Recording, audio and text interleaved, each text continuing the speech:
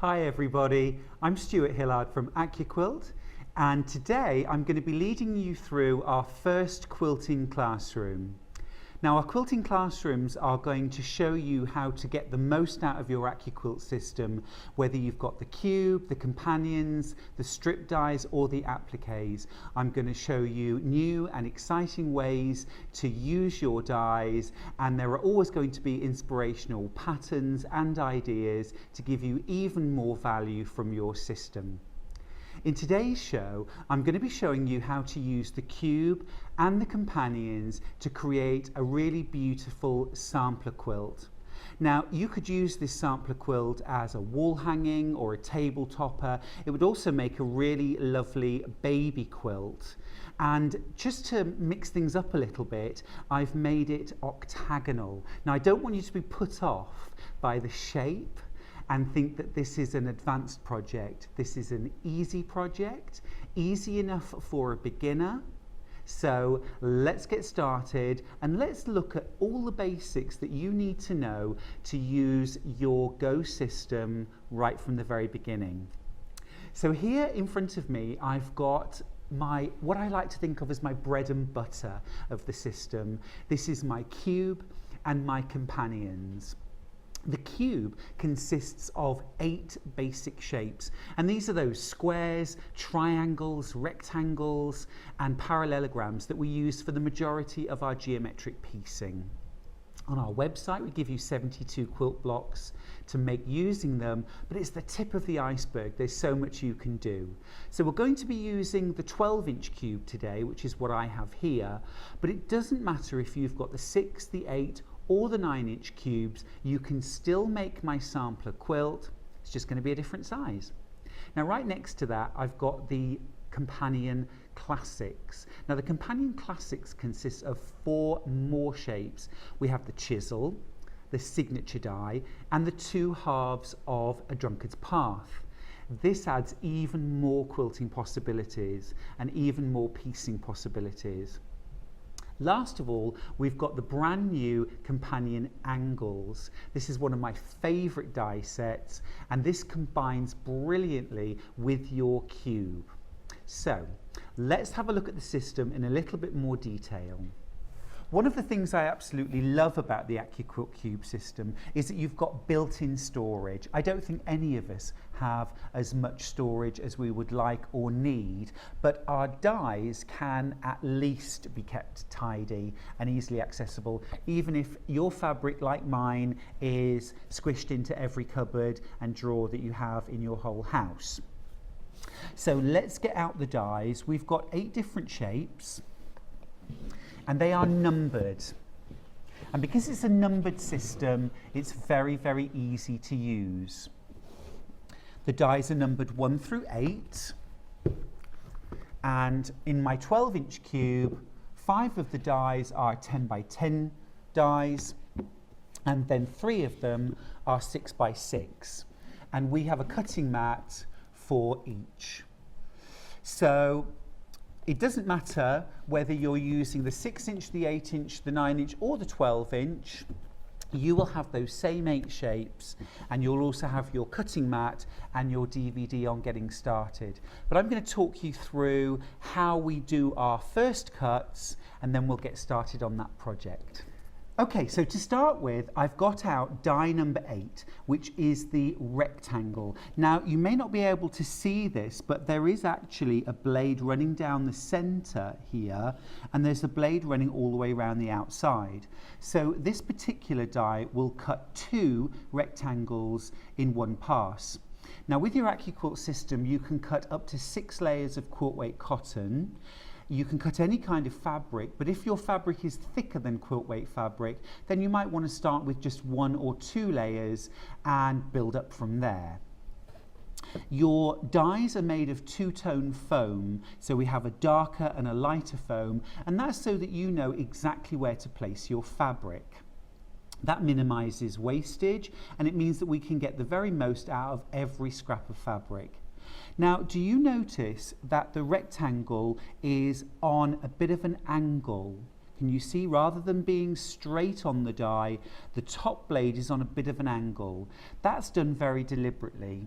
The reason why that's done at an angle is so that when it goes through the machine, we don't have one solid blade hitting the rollers as it goes through. It staggers the cut, and it means that the cut is easier and cleaner and more precise.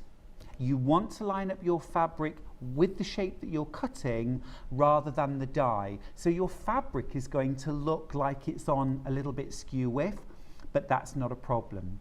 So let me show you how we lay our fabric on our dies to get started.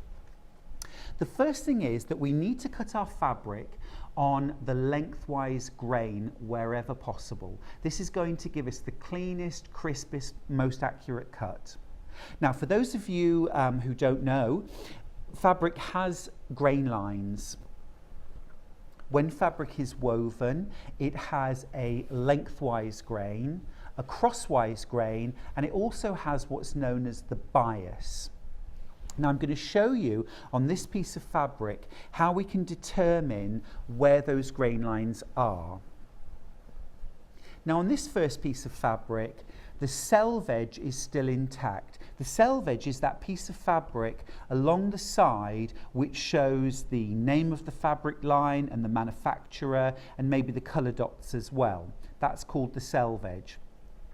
The lengthwise grain runs parallel with that selvage.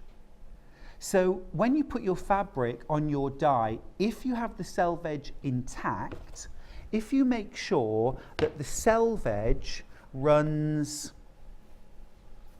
north to south and it goes through the length of the machine, then you'll be cutting on the lengthwise grain. So this would be the direction that we would put the die through our cutting machine, rather than having it running east to west as I've got now. We want it north to south. Now, if your fabric doesn't have the selvage on, let's say, for example, it's a scrap, it's been in a drawer for a while, the first thing to do is to give it a good press before you try cutting it. Wrinkled fabric never cuts well. But then you need to determine where that lengthwise grain is, and that's very easy to do. We need to do the snap test. So what you're going to do is you're going to hold your fabric and you're going to give it a sharp tug, and I want you to listen carefully. Now turn the fabric in the opposite direction and give it another sharp tug. Do you hear that that sound is much lower and duller? Listen again.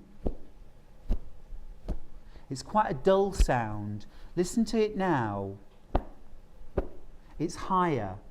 That's the lengthwise grain. The threads are tighter and it's going to give us a more accurate cut. So this would be the direction to put through. This is north to south. So once we've found that grain line, we can cut our fabric. Now for the majority of our cuts, we can fan fold our fabric.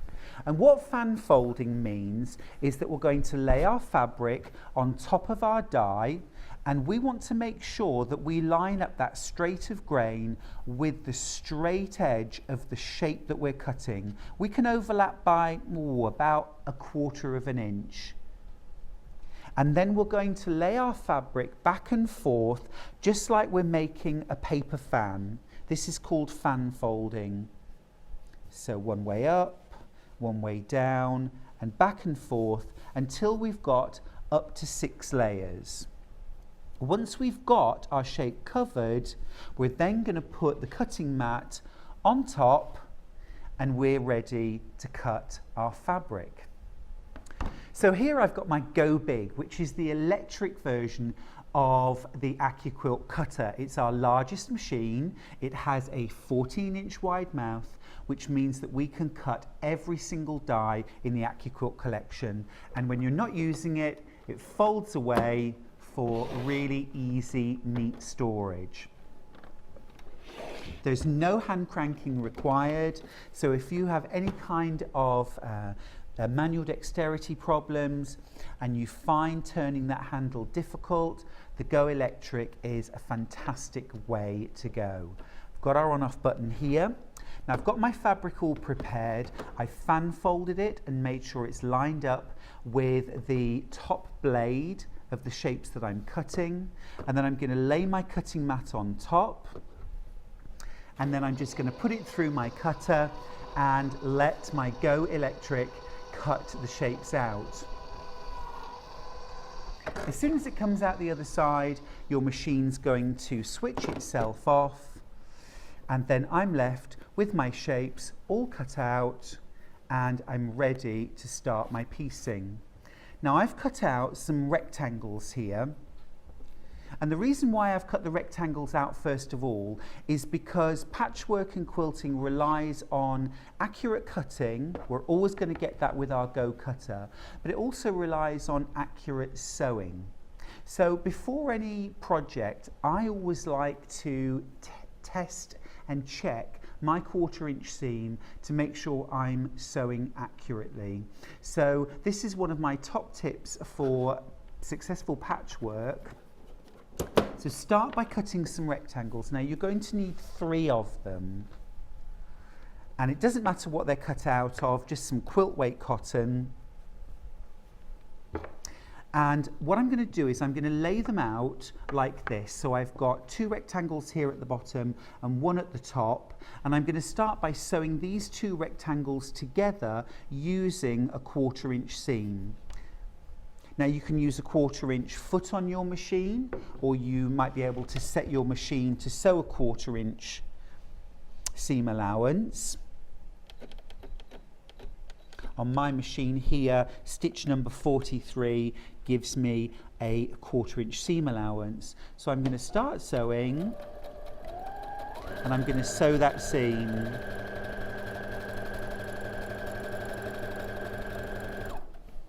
Okay, so once I've sewn that seam, I'm going to press those 2 rectangles open. Now I like to finger press and just crease them back, but you can do this with an iron if you prefer. So I've got my 2 rectangles sewn together. Now my last step is to sew my top rectangle to the top, okay, just like this. So I've got a seam going here and a seam going here.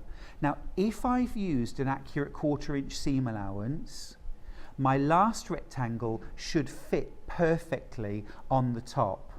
And it does. Hurrah! If yours doesn't, if your top rectangle is too big, that means that your seam allowance is more than a 1/4 inch, and you need to adjust your machine or the size of your 1/4 inch seam and make it a little smaller. If your top rectangle is too small, then you've done too big a seam allowance. And there we go, it fits perfectly on the top. So once you've done that and you've checked your 1/4 inch seam allowance, you're ready to go. So the first block that we're going to make for my mini Accuquilt sampler is called the Dutchmans puzzle, and that's the block that you can see right now. It's made up of 4 large units of what we call flying geese, or double flying geese. We've got 8 individual flying geese units to sew together. Now you're going to need some different fabrics for this. I've used a selection of blue fabrics and some cream fabrics, but so long as you've got good contrast between light and dark, it's going to work beautifully. Now from your cube, you're going to need 2 dies. You're going to need die number 4, which is your 1/4 square triangle die. These are what I like to think of as your flying geese die, and this is one of my favorite dies from the cube. I use this all the time. So that's die number 4. You're also going to need die number 5, and that's your small 1/2 square triangle die.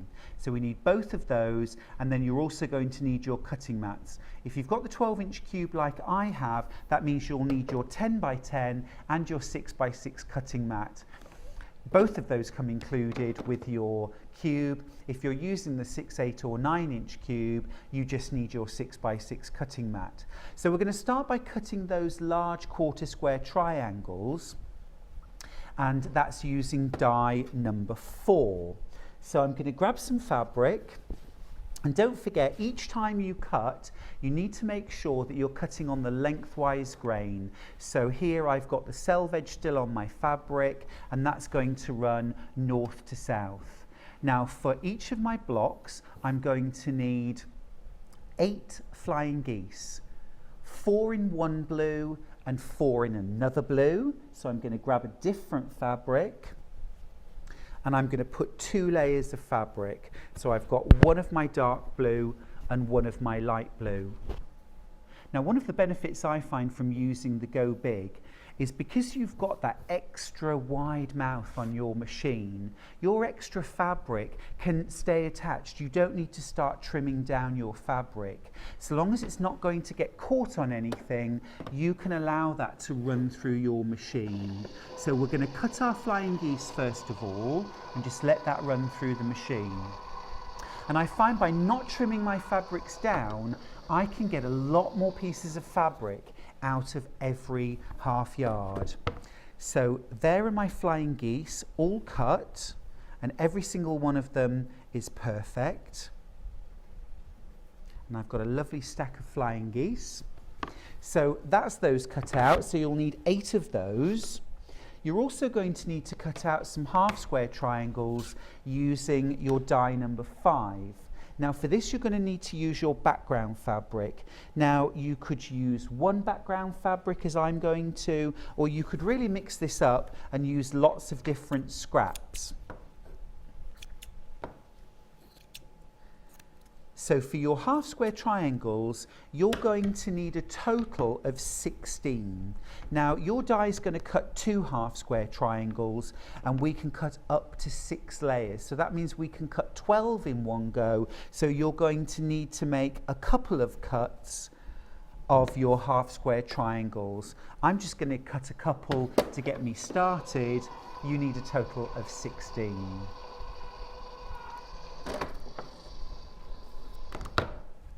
And there we go, that's some half square triangles all cut out and ready to go.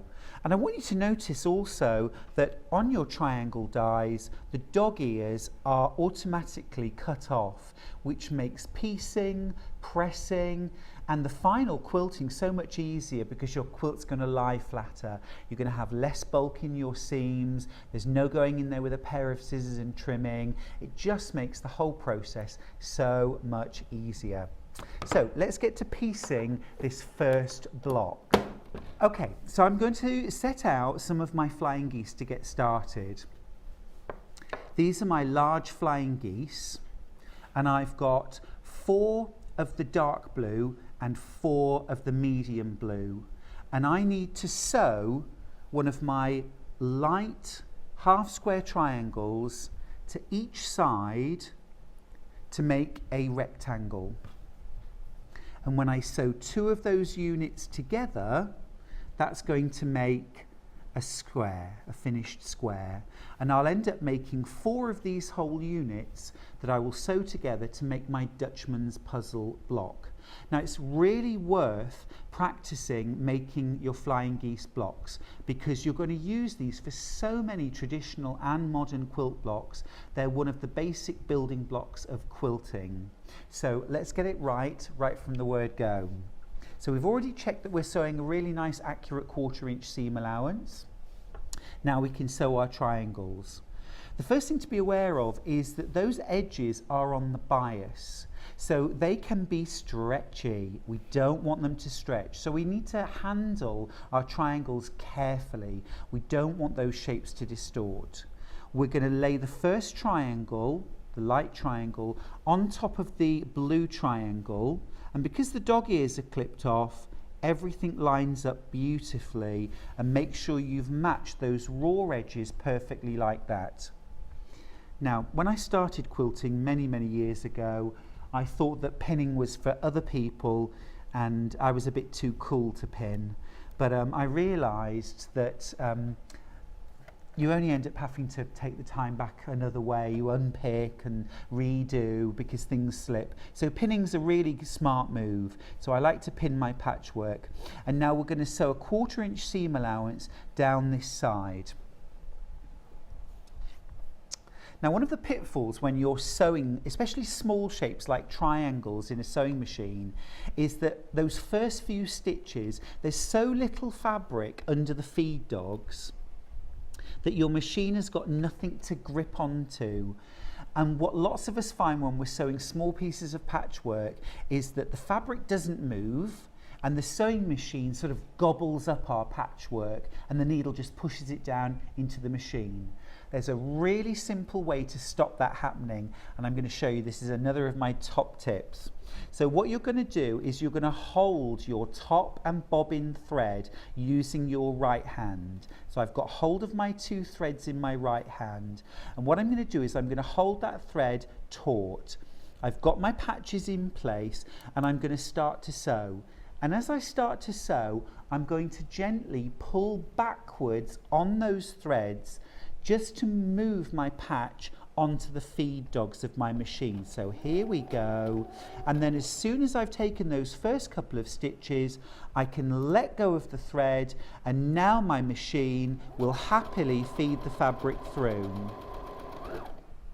I'll take my pins out before I get to them. There we go. So I've sewn that first seam down the side. I like to cut my threads as I get to them so there's no big cleanup at the end.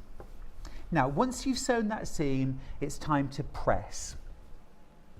So I've got my little pressing surface and my iron here. And if you press as you go, you'll get much flatter, much better patchwork. Now, the first thing to do is to set your seam. So I've left the patches one on top of another just as I sewed them. And what I'm going to do is I'm going to put my iron down on top of the patch. I'm not moving it around, I'm not rubbing back and forth, I'm just pressing down to put a little bit of heat into that seam. This is what's called setting your seam, and what it will do is it will help those stitches to bed into the patchwork, it tightens them up a little bit, and it just means that our seam will lie flatter. Now once you've done that, we're going to flip the top shape back. And I like to finger press, and I just use my thumbnail to push that seam from the center outwards. And that flattens the seam and it tells the fabric which way it needs to go. Now my last pressing tip for you is when you press a seam, don't press against the seam, press with the seam. So press in the same direction that you sewed that seam, and then you'll avoid distorting that seam that you've just sewn. You sewed it straight, now let's press it straight. And now we've got a lovely, flat, perfect seam, and we've done 1/2 of our flying geese unit. So once we've done that, we can put the other half square triangle on the other side. And this is what I want you to notice now. If I hold this up, can you see where the dog ear is clipped off? We now have perfect alignment right here at the bottom. There's no little triangle hanging over the edge. It is perfect and spot on, and I can sew that seam easily. So again, hold on to your threads, drop your presser foot, and as you take those first couple of stitches, I want you just to gently pull back on the threads to help guide your patchwork through the machine. Clip your threads, and then repeat the process. So we're going to set the seam, then we're going to flip it back and finger press from the center out. And then finally, we're going to press that seam in the same direction that we've sewn it in. And then I want you to see what we've got there is a perfect flying goose unit. It's perfectly straight at the top, it's straight at the corners, it's a perfect rectangle. If our patchwork is perfect, It's going to go together like a dream. There'll be no tugging, no cursing, no crying, no bumps or ripples. The whole process is going to be easier. And the reason why is because your cuts were perfect with Accuquilt and your sewing and pressing was perfect because you did it step by step. Now once we've done that, we just need to make the other 7 units and we can put our block together. So let's jump ahead to that stage. Okay, so right here I've got my 8 flying geese units and I've got them laid out. Now what I need to do is sew them together into pairs, and we're going to put one of the medium blue and one of the dark blue together so we make this unit right here. Now, what we're going to do is set them out first of all, and this is a really good visual check to make sure that the geese are going in the right direction, because it's really easy when you're doing particularly a lot of sewing to get one turned around the wrong way, or the dark fabric on top of the medium instead of the medium on top of the dark. And if you set everything out in front of you first and do that visual check, you'll have far less of those sort of sewing problems and having to unpick. So we've done that and we've checked that they're in the right place. Now I'm going to flip the bottom patch up and line up the raw edges. And when you line up the raw edges of patches like this, it's a good idea to not only make sure that the edge is aligned that you're about to sew, but make sure that the sides are aligned and the bottom is aligned as well. They should fit together, and if all the sewing's nice and accurate, they will. Now, when I'm making flying geese, I like to push my seam allowances out towards what we call the sky. This is the goose and this is the sky. And I like to push them out, even if that fabric's lighter. And the reason why will become apparent when I show you right here. Can you see here where the 2 seams cross over each other? And we can now see exactly where those 2 seams cross. My final seam is going to go across the bottom, and I need to literally just nip that cross as I'm sewing, and I should get a perfect flying geese unit. So we're going to pin those together.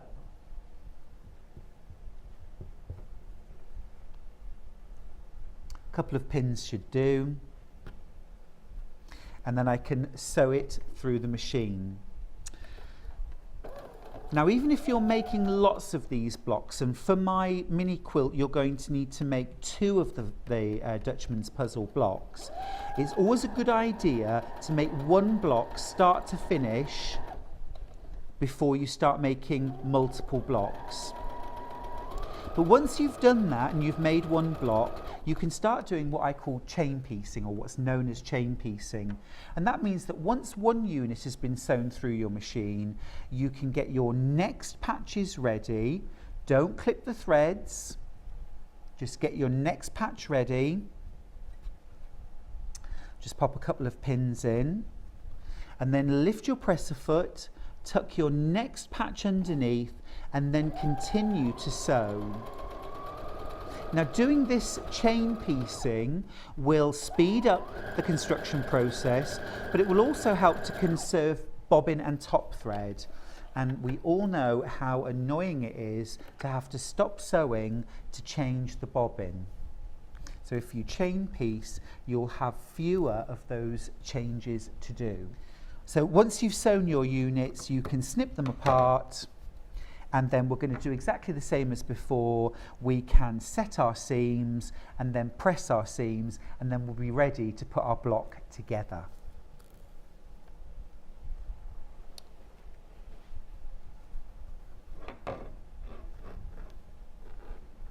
So, once we've got all of our 4 units sewn, let me show you how they go together. Just give them one final press.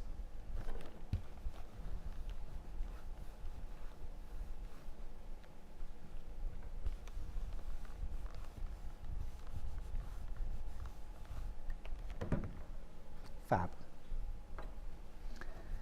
And we should have 4 flying geese units that all look the same.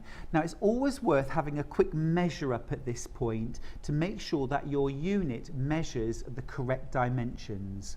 Now if you're using the 12-inch cube, then each of these units should measure half of that size plus your half-inch seam allowance. So in other words, each of these units should measure 6.5 inches square. If you're using the 6-inch cube, for example, each of these units should measure 3.5 inches square. So it's really worth just measuring them and checking that they're the right size before you start putting them together. Accuracy at every single stage will help to make the whole process easier and more successful. Now the last thing that we need to do is turn these units to create the Dutchman's puzzle block. But before I do that, I just want to show you how versatile this unit is. It's one of my favourites. We can put long lines of them together to create great borders. We can have them set together to create all kinds of blocks. We can turn them around to create different blocks and sew them together. There's so many different things you can do with a flying geese unit. But we're making the Dutchman's puzzle.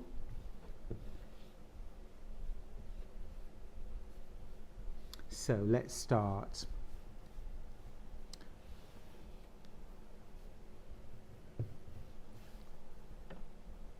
And what you want to create is a windmill effect going round the centre.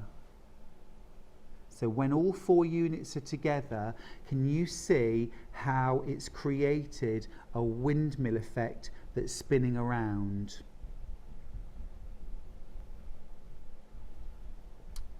So all we need to do now is sew these 4 units together.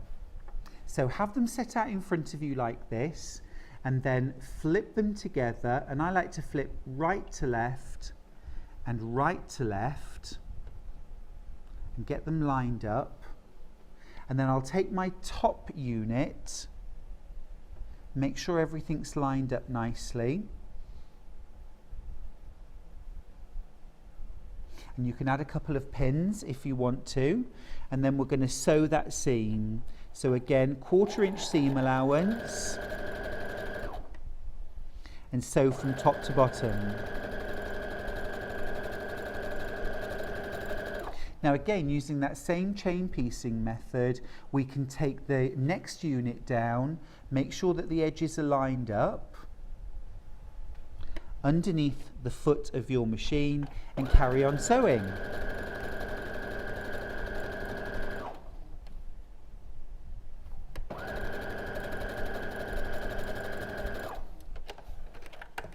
Clip your threads, and then again we're going to set those seams. So we'll just pop it on the ironing board, a little bit of heat on the seams just to help the stitches bed in, and then we're going to open out our block. Great. And then what I need to make sure is that this seam allowance here is pressed one way, and this seam allowance here is pressed in the opposite direction. So again, I'm just going to finger press that seam allowance down to tell my fabric which way I want it to go, and this side I want the seam allowance to go in the opposite direction. And the reason for that is because when I sew my blocks together, I want all of those seam allowances to nest in the middle. So a little bit of heat to press it. And now if I bring this top edge down, you'll see here that my seam allowances at the bottom go towards the left, and my seam allowances on the top go to the right. And that's going to allow a much flatter seam. Make sure that your centre's nicely lined up, and then we can sew our final seam.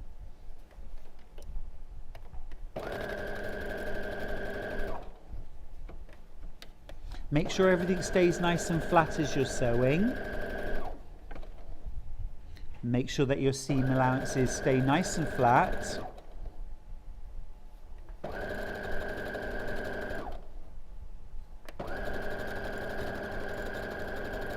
And that's that final long seam.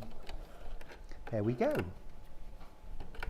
So last little bit, we're going to set our seam.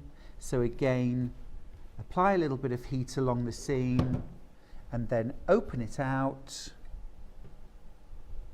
Finger press from the centre outwards and give it one final press. And just make sure that your block lays nice and flat and that you're happy that everything's in the right place. And there we go. There's our first block, the Dutchman's puzzle.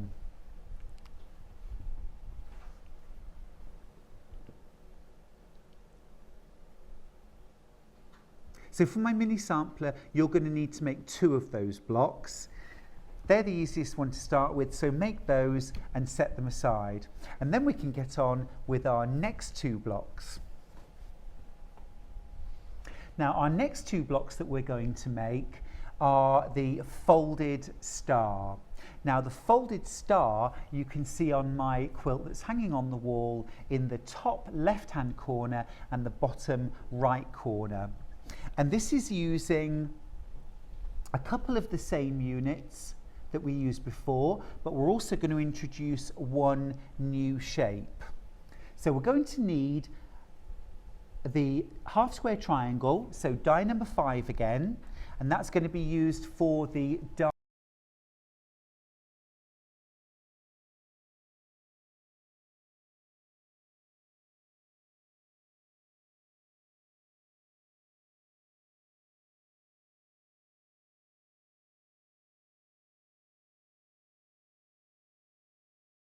Okay, there we go. So that's the chisel die.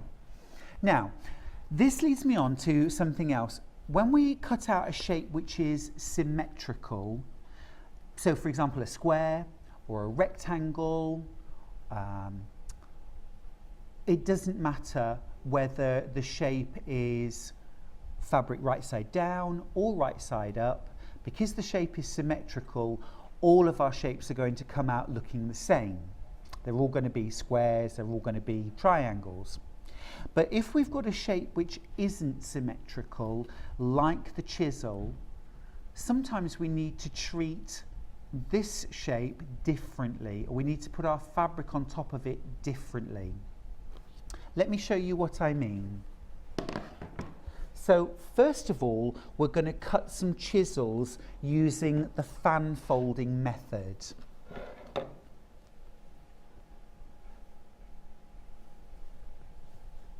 So I've got a piece of fabric here, and again I want to make sure that I'm cutting on the lengthwise grain, so make sure that your selvage edge is running down one edge. And I've got 2 layers of fabric here, so I've got right side facing up, and then I've got wrong side facing up. And then I'm also going to fan fold my fabric over, so that I've got 4 layers of fabric. So 2 of my layers of fabric will have the right side facing up, and 2 of my layers of fabric are going to have the wrong side facing up. So we'll pop the cutting mat on top, and then we'll get our Go Big out ready.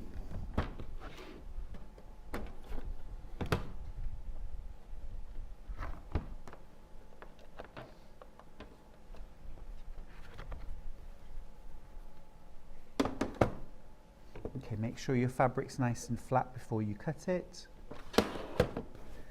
And then through we go. So this is using the fan fold method with a non-symmetrical shape. And let's see what we've cut. So we've got our chisel shape. But look what's happened. Because we've used fabric that's fan folded, one facing up, one facing down, what we've ended up cutting are pairs of shapes. We've got a right facing and a left facing. Now for some blocks, you'll want that, but for other blocks, you'll want them all to go in the same direction. Now the folded star that we're going to make for this sampler needs 4 chisels that all face the same way. So sometimes when you're cutting your fabric, rather than fan folding, we need to stack our fabrics. So I'm going to show you how to do that instead. So start with your piece of fabric, and then what you're going to need to do is cut a piece of fabric and then cut it in half, so that now when we lay our fabric down, we can put all of the right sides facing up. Or if we want the chisel to face the other way, we can have all of the wrong side of the fabric facing up, and then those chisels will face in the opposite direction. So if I put 2 layers on top and cut, then I'll have 2 that both go the same way.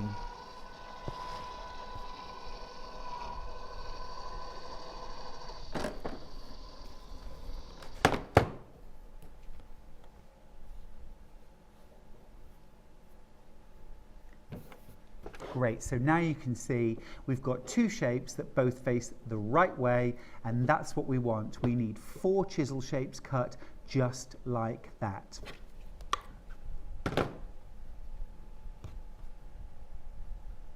So I've got my 4 chisel shapes, and I'm also going to need to cut some half square triangles and some squares. So using your die number 5, you're going to cut a total of 8 triangles. Using your die number 2, which is your small square, you're going to cut a total of 4 squares. And those all need to be cut in your light background fabric. All right, so once you've got all of those cut out, we can get to the piecing, and we're going to jump straight to that section now. Okay, so I've got my pieces all cut out, and I've pieced these together already, but I'm going to show you how to piece one of the units so that you know exactly where you're going with this. So I've used 2 different blues here just to mix things up a little bit. So I've got 2 in my dark blue and 2 in my medium blue. I've also cut out my half square triangles using a blue as well. So I've got 4 in a light background fabric, 4 in my blue contrast, and then I've got my chisel shapes and my remaining 4 half square triangles. And we're going to stitch these units.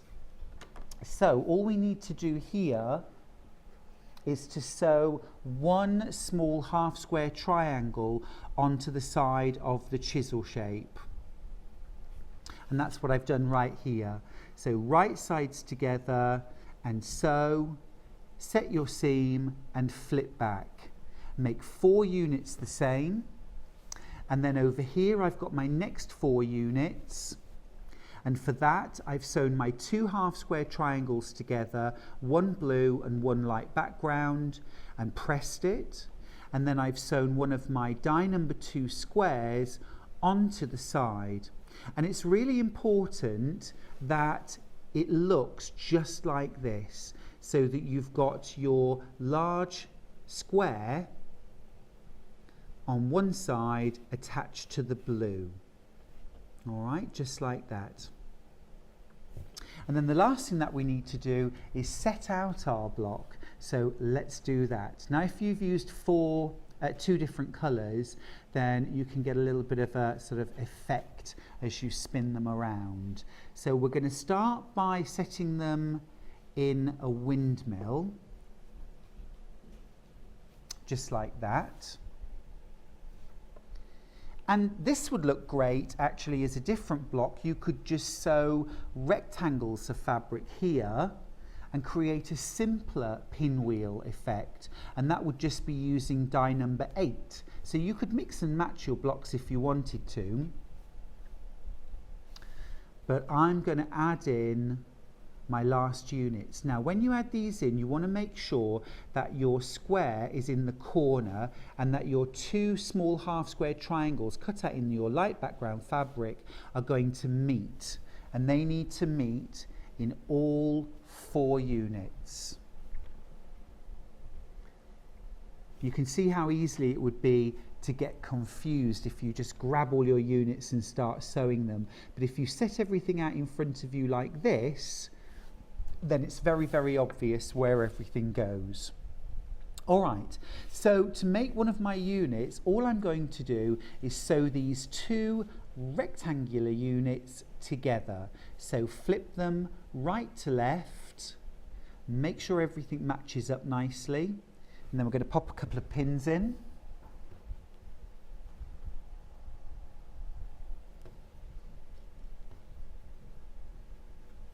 There we go. And then I can sew that seam. Again, use 1/4 inch seam allowance and sew from top to bottom. Now when you're sewing units like this together, personally I like to sew them one at a time, get the threads clipped, get them pressed or finger pressed, and then place them back where they belong in your block. And that just helps to keep track of where everything is, and it stops me getting confused or lost. I find it quite easy to get my blocks muddled up, and next thing you know, one of your units is facing in the wrong direction, and I hate unpicking, so I avoid it at all costs. So although it takes a little bit longer to sew one unit, cut your threads and put it back, in the end, you save time because hopefully there'll be no unpicking and everything will be in the right place. So I'll finger press that seam back, put it back where it belongs, and I'll keep going and sew all my units. Now you see I've managed to put that back in the wrong place. That's better. So again, I'm just going to do my visual check to make sure I've put those back. Yeah, that's right. And we'll sew the last 2 units together. I'm using bright yellow thread. I'm using bright yellow thread to show you in this demonstration so you can see where I'm sewing the seam, but you'd be better off using a nice neutral thread, something like a greyish green or something sludgy. Sludgy is really good when it comes to sewing. And then my last unit to sew together is this unit here. And again, once you've sewn these units together, it's worth measuring them, and each of your units should measure half the size of your cube plus ½ inch for seam allowances. So if you're using the 8-inch cube, each of your units should measure 4½ inches. So that's my last unit stitched, and again I'm just going to place it back. One final visual check to make sure all of the units are in the right place, and now I can sew those 4 units together.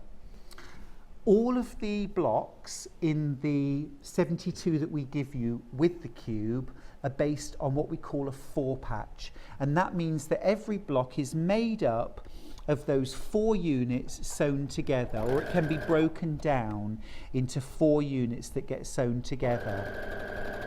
Of course, there are many, many more ways that you can use your cube and companions, but that's probably the easiest.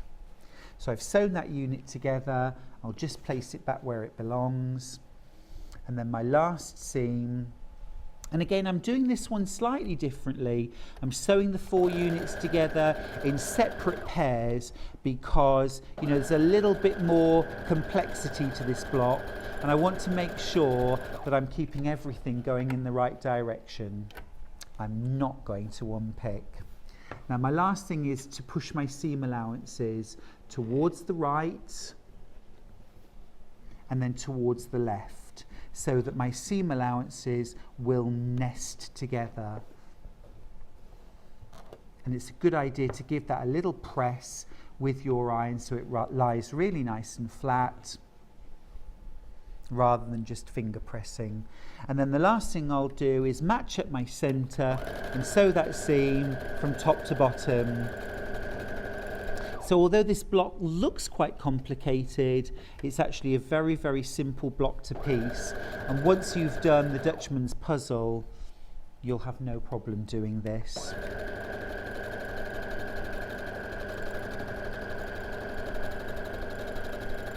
So I've sewn my last seam, I'll cut my threads. Now I am just going to give this a little press so that it all lies nice and flat.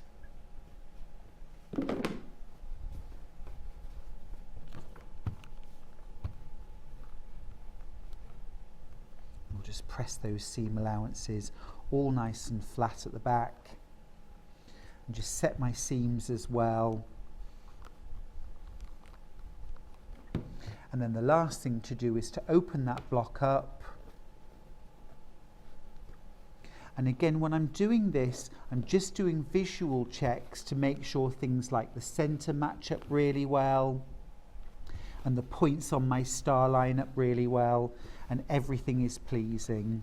You know, you're going to live with your quilts for many, many years, and if there's something in it that you don't like, it really is worth unpicking that seam and redoing it so that every time you look at your work, you're really pleased with the results. And that's my folded star block all finished. Now you're going to need to make 2 of these blocks and mix up the fabrics to your heart's content, but keep the star as your focus fabrics, your blues or reds or whatever your favorite color is, and your backgrounds as something nicely contrasting. I love to use really bright fabrics sometimes for my focus, and then I'll use black or charcoal grey for the background. That really makes the colours pop. So you could do that as well, and that would make the brightest, most beautiful baby quilt. I think that would be stunning.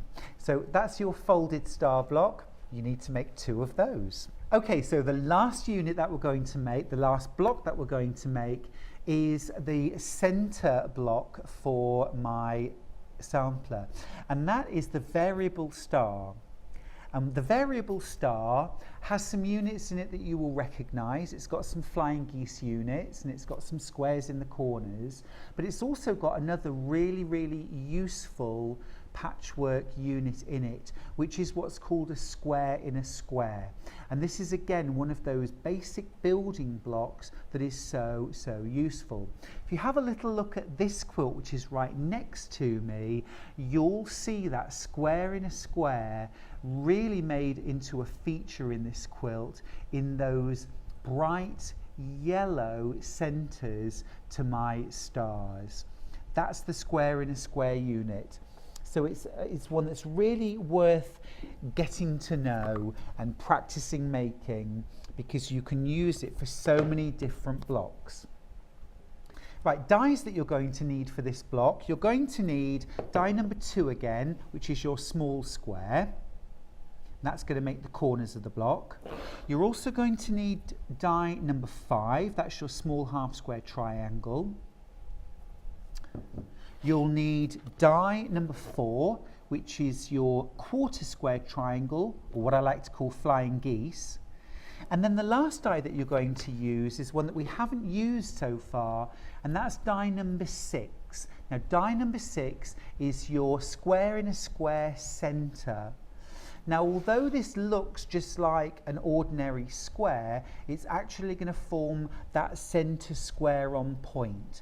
The measurements are quite odd in terms of measuring. It's not a shape I have ever enjoyed cutting out with a rotary cutter, but of course with my Accuquilt it's so easy to do. So let's grab that die.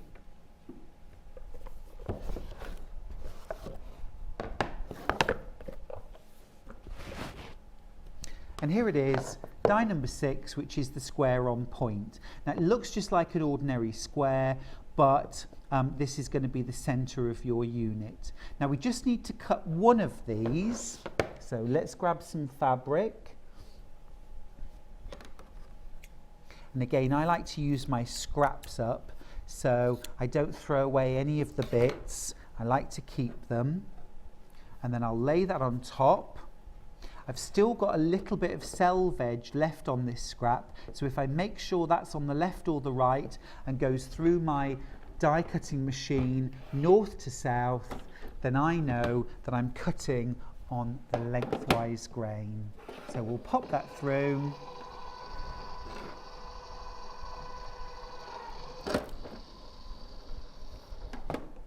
and that's cut my perfect square on point that isn't going to go like this, it's going to go like this. So let me show you how you piece your square on point. Okay, so I've got all the pieces cut out for my final block, and I've got some half square triangles, I've got my square on point for the center, I've also got some corners. Let me show you how this goes together. So there's that square on point for the center, that's the one I just cut, and you're going to need 4 contrasting half square triangles cut using die number 5, and they're going to be stitched around it. This is our square on point unit. Now we're also going to need to cut some flying geese. Now last time we cut off our goose using blue fabric, but this time we need to cut one lot of flying geese, so 4 of these triangles in a light fabric. We also need to use die number 5 to cut 8 small half square triangles, and I've already sewn these together to make a flying goose unit, and these are going to go around the center square on point, and these are going to make the star points. So they go around the edge like so. And then last of all, I've got 4 squares cut using die number 2, and they're going to form the corners. Now I've mixed up my fabrics here and used 2 different fabrics. I was scrap busting, and so I'm just going to put those in opposite corners just to balance them out. And that's going to create my final variable star, which I'm going to use in the center of my sampler. So we already know how to piece this, and sewing the squares on is easy, but let me show you how to sew that center square on point block. So I'll get rid of the other pieces for now. Now again, I like to set out all my pieces on the table in front of me so that I know that everything is in the right place before I begin. Now I'm going to flip one of these small triangles over, and it's going to fit beautifully on the side of my square on point. Okay, so once that's on, I can sew my 1/4 inch seam across that side. So let's go straight to the sewing.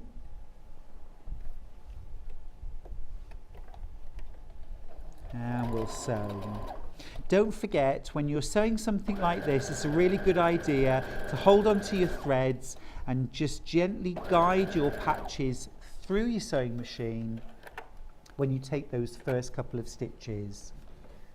Set your seam, and then we're going to flip that triangle back that we've just added and finger press it back, and then I'm just going to press in the direction that I've sewn. Now we've added a triangle to one side. The second triangle that we add, we need to add on the opposite side. So we'll flip that over, make sure everything's lined up and our raw edges are aligned, and then I can sew that seam from top to bottom just as before.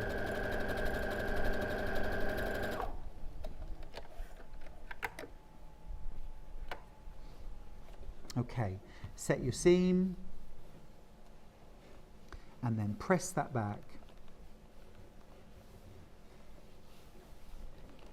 Perfect. So we've got our 2 opposite corners. Now our last 2 triangles are going to go on the remaining 2 sides. And this is where having those dog ears clipped off really comes into its own, because what I want you to be able to see is that when I put that triangle on top, the corners line up perfectly. There's no triangle hanging over the edge. Everything is a lovely straight line. It just makes the whole process so much easier, and it's so much easier for everybody to get accuracy, even if you're a brand new quilter. So we'll sew these last 2 seams.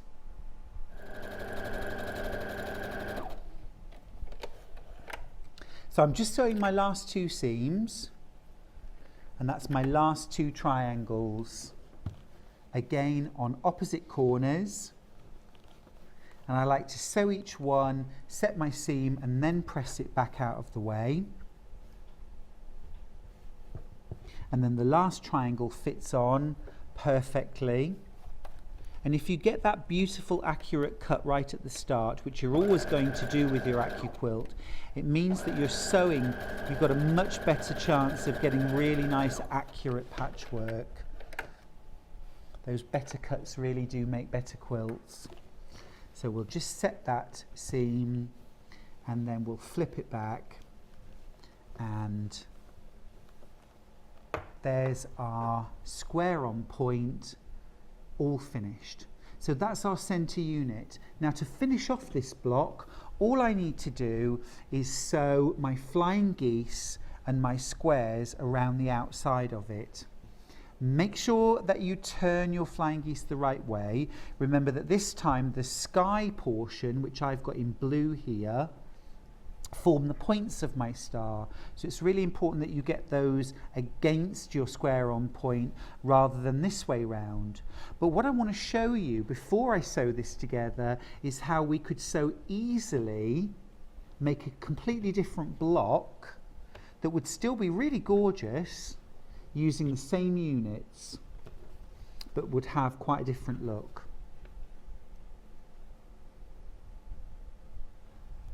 So that's a totally different looking block using exactly the same units with one change. I've just turned the flying goose unit around.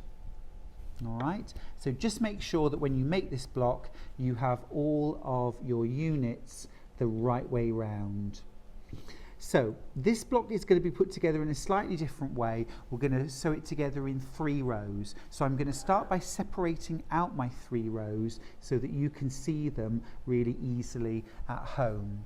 So I've got my top row and my bottom row, which are exactly the same, a square, flying goose unit and another square, and we're just going to sew these end to end and we're going to make 2 the same. Our centre row, row number 2, is going to have a flying goose unit sewn to each side of the centre square on point. So we'll sew those 3 rows together and then we're going to press our seam allowances.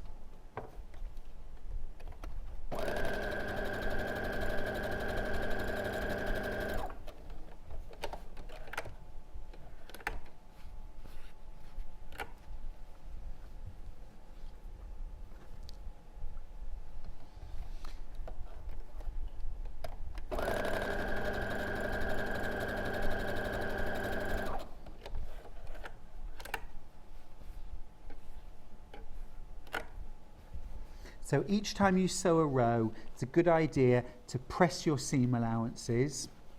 And what I'm going to do is, row 1 and row 3, I'm going to press my seam allowances outwards. Okay, so I'm going to do exactly the same at the top. And I'll press my seam allowances out. And then on row 2, I'm going to press my seam allowances inwards. And that means then that my seams will nest here and here, and the whole block's going to sit lovely and flat. So we'll sew our last 2 rows together.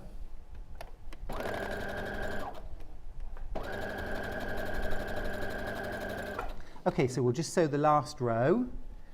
And again here, because I like to press my seam allowances towards the sky on a flying goose unit, I can see exactly where I need my final seam to cross those 2 previous seam allowances.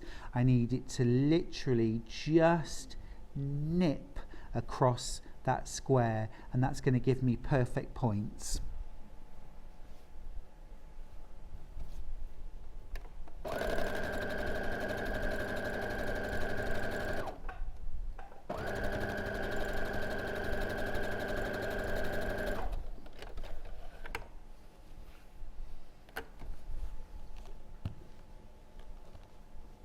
So remember, this time you're going to press your seam allowances inwards towards the centre of your block, and that will ensure that the whole block nests together beautifully. So last flying goose unit to add on.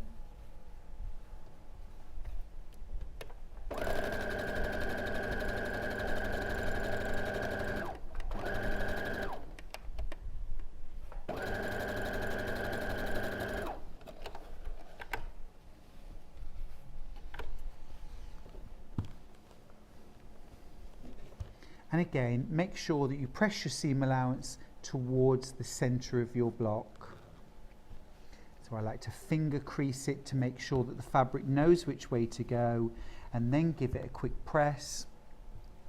And then we can do our final 2 seams. So we're going to sew row 1 to 2 and row 2 to 3. Okay, so we'll do that next.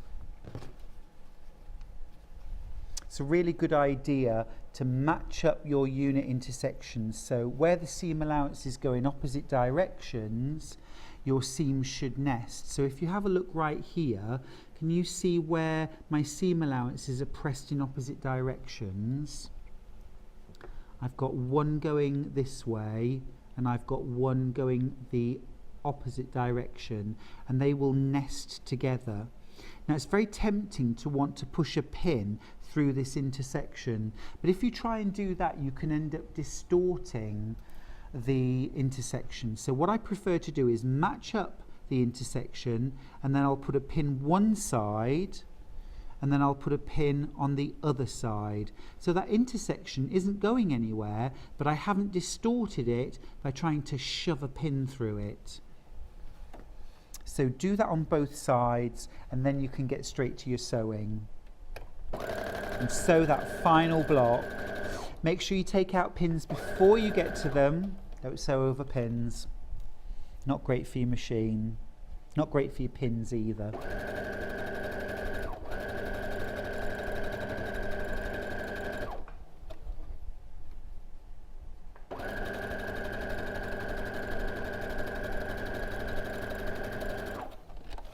Okay, that's one seam done. And then exactly the same thing at the bottom. We're sewing row 2 and 3 together. Match up the intersections. Pin them if you want. I don't always pin everything. Sometimes I just hold the intersections together really carefully. And then once I've done that, I can match up my next one and hold that.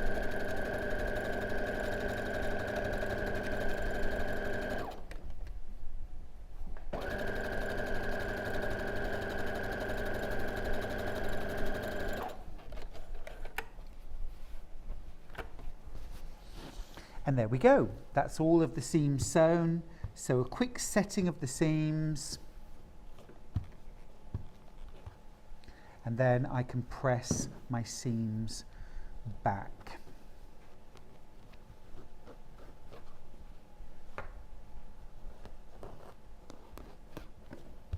And one final press, and we're done.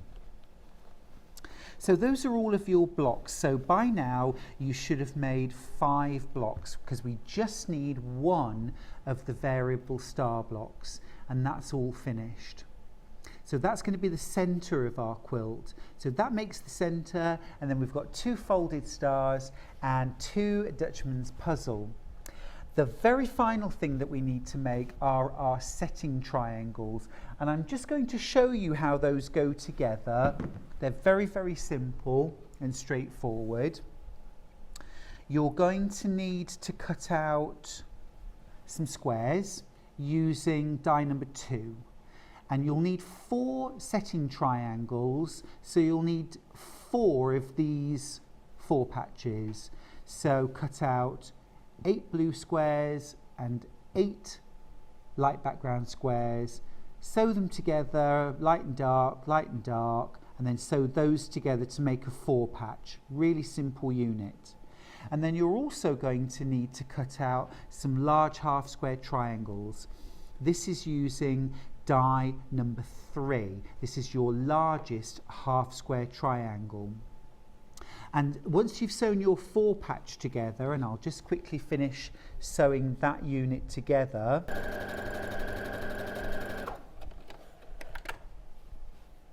Okay, that's sewn, and we can give that a press. Then all we need to do is to sew our triangles on either side.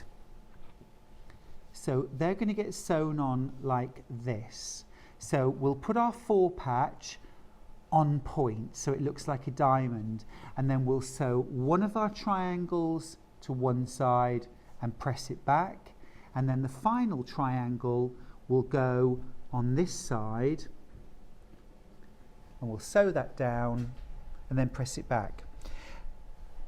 Now, using half square triangles on the outside edge of a quilt brings one slight complication, and that is that the outside edge is going to be on the bias. When we cut a square into two half square triangles, we're cutting diagonally, and that exposes the bias edge of the fabric, which can be stretchy.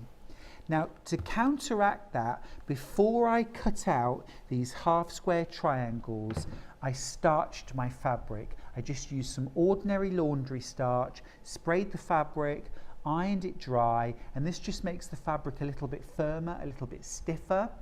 Then I cut my large half square triangles. That is going to make them much more stable to sew together to make my unit. The other thing that I like to do once I've sewn that unit together is to sew a line of what we call stay stitching along that outer edge. So I'm just going to use my sewing machine on a straight stitch, and I'm going to sew about 1/8 of an inch from the edge. And I'm just going to sew from one side to the other. And because I'm using bright thread, you'll be able to see where my stitching is. This is going to be hidden inside any borders or binding that you add to your quilt, so don't worry about this showing, but you only want to sew it at about 1/8 of an inch in from the edge. So there you can see where I've done that line of stay stitching along the top edge, and that's just going to help to stabilize that bias edge and stop it stretching out of place. And that's all of the units that I need to make my mini sampler quilt. So let me just show you how I put all of those pieces together. Okay then, so to put your finished quilt together, you've made your 5 blocks, you've also made your 4 setting triangles, and I'm just going to show you how easy it is to put this together. So you're going to lay out your blocks first of all. The variable star is going to go in the center, and you can see that I've placed it on point. And then I've got my folded stars either side of it. So here's my square block that I made, and all I'm going to do is place it on point for when I sew them together. All right, so we've got our center row, so we're just going to sew our seams here and here, so we end up with a row of 3 blocks together. That makes the center. Then I need to sew 2 more rows. I've got 1 Dutchman's puzzle block in the middle here, and then I've got 2 of my setting triangles, 1 sewn either side. So all I'm going to do is place my setting triangle at the top there, and I'm going to sew this seam right here, and then I'm going to put another one against the other edge of the Dutchman's puzzle block, and I'm going to sew here. So you're going to make that row, and then you're going to do exactly the same to make this row here on the opposite side. And then once those 3 rows are sewn together, you just need to sew these long straight seams to join rows 1, 2 and 3. Now the last thing that I did to finish off my quilt top was to add a border. Now our next quilting classroom is all about adding borders, but here I've just used my 3.5 inch strip die to cut straight of grain strips, and I have sewn them around the center quilt top. Although it's an octagon, don't be put off. It's really easy to do. All I did was sew on straight pieces, straight borders on opposite sides. So I started with the top and the bottom, and I sewed straight pieces across, and I let them hang off the edges. Once I'd sewn them on and pressed them back, I then used a ruler lined up with the edge of the block, just coming off the edge, and I trimmed that edge off at that angle, and I did that on both sides. So once I'd added the top and the bottom border like that, I added the two sides in exactly the same way. So I added this border right here and the border on the other side. Once those were pressed back and trimmed, I could add my last 4 sides, and it really was very easy. Layer it, quilt it, and then bind it to finish, and your octagon sampler quilt is made. So I hope you've enjoyed our first quilting classroom with Accuquilt. In this lesson we've learnt how to cut our fabrics and piece the basic units and make that simple sampler using 5 blocks and piece setting triangles. I hope you'll join me for our next quilting classroom, and don't forget to subscribe to our YouTube channel so that you get to find out when we've posted a new video and be one of the first to see it. Thanks for joining me today, and I'll see you next time.